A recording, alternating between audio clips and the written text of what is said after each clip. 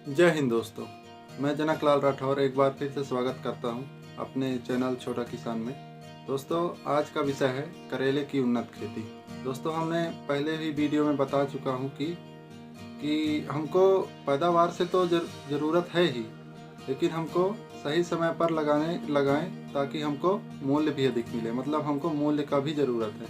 हमको ये नहीं है कि हम लोग को सिर्फ पैदावार देखना है, हमको क्विंटल भर भर माल निकले और हमको बजट मार्केट मूल्य 5 रुपये 10 रुपये किलो निकले। हमको इस बात की भी ज़रूरत है कि हमको भले क्विंटल भर ना निकले माल, हमारा 50 किलो निकले या 60 किलो निकले, लेकिन मार्केट वैल्यू 40 रुपये 50 रुपये किलो मिले। तो दोस्तों, हम आज इसी बात पर चर्चा करेंगे कि सही समय क्या होनी चाहिए और किस विधि से लगाना चाहिए कि हमारा प्रोडक्शन भी अच्छा हो और मार्केट मूल्य भी अच्छा मिले। तो दोस्तों, जल्दी से शुरू करते हैं। तो बात करें दोस्तों अगर जलवायु की या टेम्परेचर की, तो दोस्तों लगभग करेले के लिए 20 से 35 से 40 तक टेम्परेचर, 40 डिग्री तक सही होता है। 40 डिग्री के बाद टेम्परेचर उसके लिए हार्मफुल होता है, उसमें फूल झड़ने लगता है और फूल अगर लगता है तो फल लगने के चांस कम होते हैं। मतलब जो मादा फ्लावरिंग होता है वो नहीं हो पाता है। तो दोस्तों, इसके लिए टेम्परेचर का आइडियल है कि 20 से 40 डिग्री तक टेम्परेचर होना चाहिए। अब बात करते हैं दोस्तों इसमें समय की, किस समय बुआई करें। तो दोस्तों, इसका समय तो आप वैसे फरवरी से जुलाई तक बुआई कर सकते हैं, लेकिन हमने आपको पहले ही बता चुके हैं कि हमको समय से पहले लगाना है। लगभग 1 महीने से 2 महीने या 1.5 महीने पहले लगाना है, ताकि हमको मार्केट वैल्यू अच्छे से मिले। हमको बहुत अधिक प्रोडक्शन से कोई मतलब नहीं है, हमारा प्रोडक्शन भी हो और मार्केट वैल्यू भी मिले। तो दोस्तों, हम लोग बता दें कि आपको अगर गर्मी के लिए लगाना है तो गर्मी में दोस्तों आप जनवरी में लगा दीजिए। 15 जनवरी तक आप करेला लगा दीजिए। और अगर बरसात के लिए लगाना है तो आप मई 15 मई तक में आप लगा दीजिए, ताकि बरसात में आपका फुल प्रोडक्शन हो। उधर आप अगर सितंबर में या अगस्त में लगाएंगे तो दोस्तों उधर ठंडी में आपका फल ज़्यादा से नहीं आ पाएगा, तो आपको लॉस हो सकता है। या फिर आप सिर्फ मेहनत करेंगे, फल नहीं आएगा तो क्या मतलब रहेगा। करेले की खेती के लिए दोस्तों मिट्टी का चुनाव बहुत ही आवश्यक है।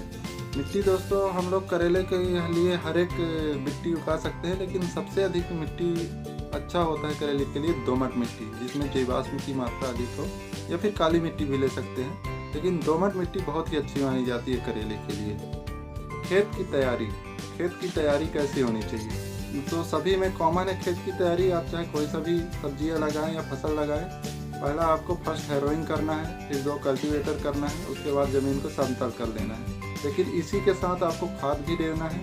तो खाद में दोस्तों करेले के लिए लगभग 1.5 से 2 ट्रॉली गोबर का खाद बढ़िया सड़ा हुआ हो 1 एकड़ के लिए पर्याप्त होता है। गोबर की खाद डालने के बाद दोस्तों हम लोग आएंगे रासायनिक उर्वरकों में। रासायनिक उर्वरकों में हमको यूरिया लेना है, DAP लेना है, MOP लेना है। अब मात्रा की बात करें दोस्तों, तो यूरिया हमको 1 कट्टी ले लेना है, 1 बोरा 1 एकड़ के लिए, 1 बोरा DAP लेना है और 1 बोरा MOP लेना है।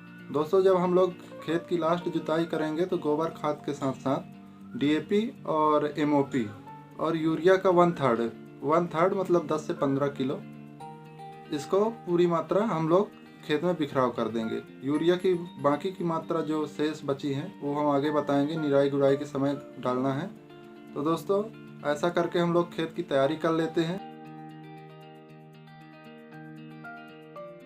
खेत की तैयारी के बाद दोस्तों बात आता है किस्म, हम कौन सी किस्म लगाएं जिससे हमको अच्छे से अच्छी उपज मिले और मुनाफा अधिक हो। तो दोस्तों, किस्म तो हमारा आता है, एक चूहा छाप आता है, मतलब चूहे का आकार का वो आता है, होता है करेला, और एक लंबा वाला करेला होता है। कल्याणपुरी 12मासी लगाना है, हैजाबादी 12मासी, पंजाब करेला 1, पंजाब 14। और दोस्तों, अगर हम लोग हाइब्रिड में बात करें तो हम लोग पूसा हाइब्रिड 1 ले सकते हैं, पूसा हाइब्रिड 2 ले सकते हैं, आप आकाश का ले सकते हैं, अमन ले सकते हैं, अमन 24 हो गया। एक हो गया दोस्तों नन्हा 13, नुनहेम्स सीड्स का आता है नन्हा 13। और दोस्तों झलारी ले लीजिए आप, एक आता है ये छोटा करेला का होता है ये झलारी, आप इसका भी प्रोडक्शन ले सकते हैं। झलारी से इसका मांग अधिक होता है, बड़े करेले के अपेक्षा छोटे करेले का मांग अधिक होता है, क्योंकि इसमें कड़वा अधिक होता है, इसलिए इसका मांग अधिक रहता है और टेस्ट भी अधिक होता है सब्जी में इसका। दोस्तों सिजेंटा का भी इसमें आता है वैरायटी, सफ़ेद करके, और ग्रीन लौंग आता है सिजेंटा में दोस्तों। BGH 106, BGH 110, ऐसे कई वैरायटी हैं दोस्तों। आप मार्केट में पता कर लें, लेकिन वही वैरायटी ले जो आपके एरिया में, आपके एरिया के जलवायु के अनुसार सुटेबल हो। तो दोस्तों सबसे अच्छी वैरायटी अगर हम बात करें तो आकाश आप ले सकते हैं, या फिर चमनश्री, या फिर अमन का ले सकते हैं, विनर सीड का ले सकते हैं, या सिजेंटा कंपनी का ले सकते हैं। अब बात करें दोस्तों बीज की मात्रा की, बीज की मात्रा कितनी होनी चाहिए। तो दोस्तों 1 एकड़ के लिए समथिंग 1.5 से 2 किलोग्राम बीज हमको लेना है। और बीज उपचार में दोस्तों आप अगर हाइब्रिड बीज लेंगे तो पहले से ही बीज उपचारित आता है, लेकिन अगर आप घर से बीज बना रहे हैं तो आप बीज उपचार कर ही लें। तो 2 से 3 ग्राम आप बेबेस्टीन ले सकते हैं या थायरम ले सकते हैं पर केजी आप सीड उसका बीज उपचार कर लें और छांव में सुखा दें। अब दोस्तों बात करते हैं बेड की तैयारी। बेड की तैयारी कैसे करें। तो बेड की तैयारी दोस्तों जब हम लोग खेत समतल कर लेते हैं तो अगर आपको ड्रिप बिछाना है तो आप 1.5 से 2 मीटर की दूरी पर ड्रिप बिछा दें। तो दोस्तों ड्रिप से ड्रिप की दूरी 2 मीटर रखें और बेड से बेड की दूरी लगभग 1.5 मीटर आप रख सकते हैं, 1.5 से 2 मीटर। अगर बेड की दूरी आप बढ़ाएंगे तो ड्रिप से ड्रिप की दूरी भी थोड़ी बढ़ जाएगी।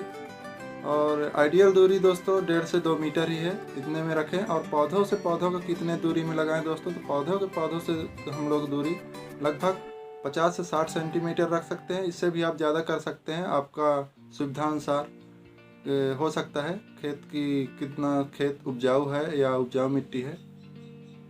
तो दोस्तों बेड में जब आप दूरी पौधे की दूरी 45 सेंटीमीटर या 50, 60, 70 सेंटीमीटर रखें आपके हिसाब से, लेकिन आइडियल दूरी है पौधों से पौधों की 50 से 60 सेंटीमीटर पर पौधों से दूरी रखें आप। और उसके लिए आप जब बेड की तैयारी करें, पौधे लगाने की तैयारी करें दोस्तों, तो गड्ढा बना लें लगभग 20 बाई 20 मतलब 20 सेंटीमीटर लंबा, चौड़ा, गहरा 20-25 सेंटीमीटर ऐसा आप गड्ढा बना लें। और प्रत्येक गड्ढे में दोस्तों कम से कम 2 से 3 किलो सड़ी हुई गोबर खाद या फिर हाफ मिट्टी और हाफ गोबर खाद का प्रयोग करके डाल दें।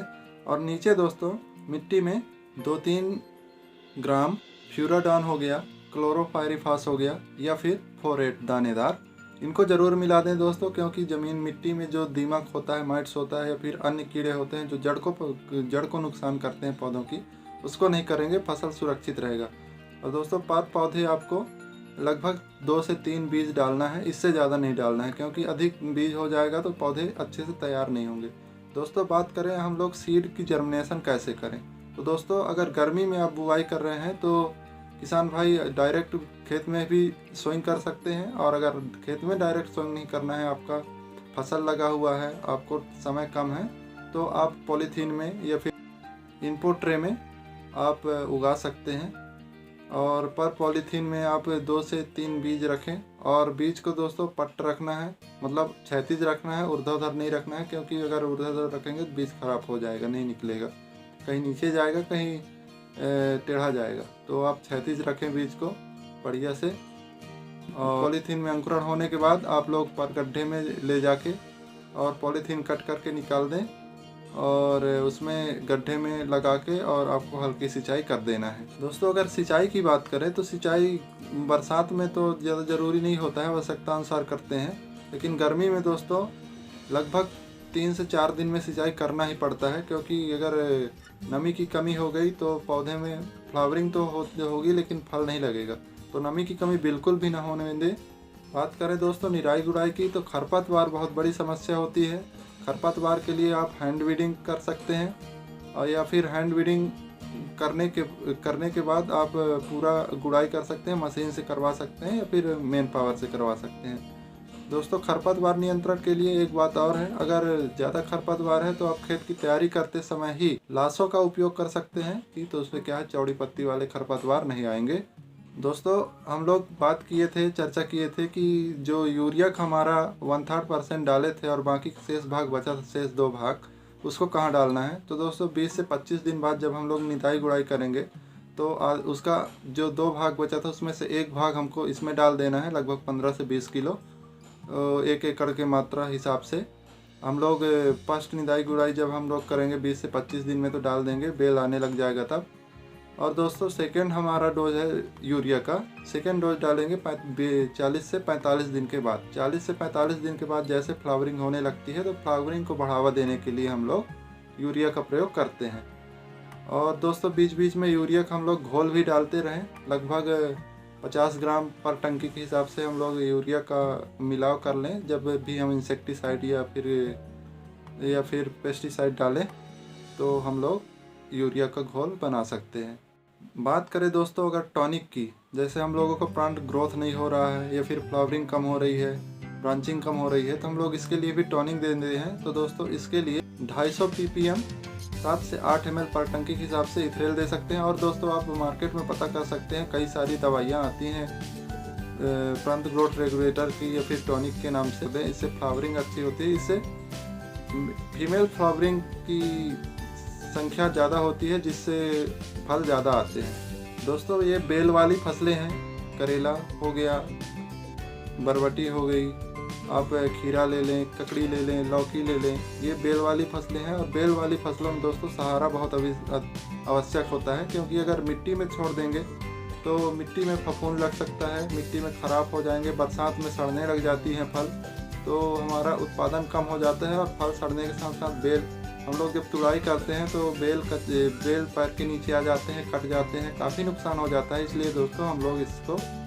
बम्बू के सहायता से, बम्बू बीच बीच में गाड़ के और तार की बंधान करेंगे, रस्सी की बंधान करेंगे और उससे सहारा दे देंगे ताकि हमारा बेल ऊपर हो और हमको फल में तोड़ाई में दिक्कत ना हो, हमको तोड़ते समय कोई बेल ना पैर के नीचे आए।